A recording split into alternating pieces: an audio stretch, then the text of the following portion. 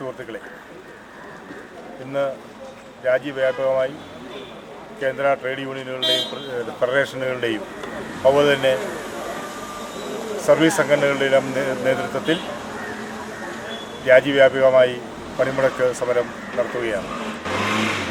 കേന്ദ്രം ഭരിക്കുന്ന BJP government സ്വീകരിച്ചു വരുന്ന തൊഴിലാളി ദ്രോഹ നയങ്ങൾ തിരുത്തണം എന്നാവശ്യപ്പെട്ടുകൊണ്ടാണ് ഈ സമരം നടത്തപ്പെടുന്നത്.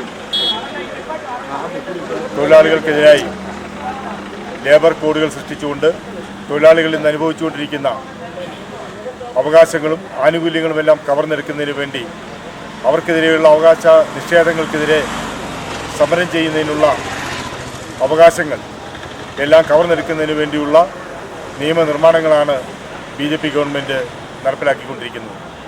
അതിനായി തൊഴിൽ നിയമങ്ങളെല്ലാം വെട്ടിച്ചുരുക്കിക്കൊണ്ട് 4 ലേബർ കോഡുകളാക്കിയിരിക്കുകയാണ്. തൊഴിലാളികളുടെ ജോലി സമയം 8 മണിക്കൂർ എന്നുള്ളത് ലോകത്താകമാനം അംഗീകരിച്ചിട്ടുള്ള കാര്യമാണ്.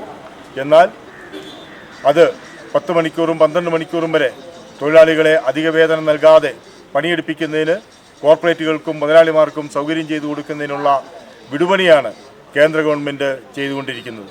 അതുപോലെ തൊഴിൽ സുരക്ഷിതത്വം ഇല്ലാതാക്കുക, സ്ഥിര ജോലി സംവിധാനം ഇല്ലാതാക്കുക, നിശ്ചിത കാല ജോലി മാത്രം നടപ്പിലാക്കുന്നതിന് വേണ്ടി വലിയ നിയമനിർമ്മാണമാണ് ഇന്ത്യൻ പാർലമെൻറ്റിൽ അവതരിപ്പിച്ചിരിക്കുന്നത്.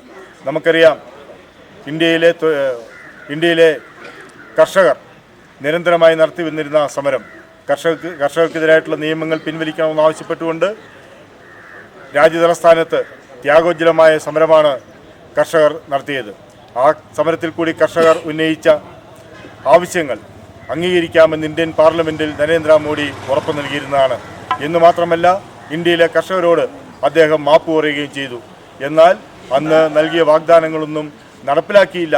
എന്ന് മാത്രമല്ല, കൂടുതൽ കർഷകദ്രോഹ നയങ്ങളാണ് ഈ ഗവൺമെൻറ് നടപ്പിലാക്കിക്കൊണ്ടിരിക്കുന്നത്.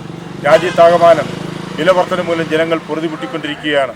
പെട്രോളിൻ്റെയും ഡീസലിൻ്റെയും അതുപോലെ തന്നെ പാചകവാതകത്തിൻ്റെയും എല്ലാം വില അനുദിനം വർദ്ധിക്കുന്നു.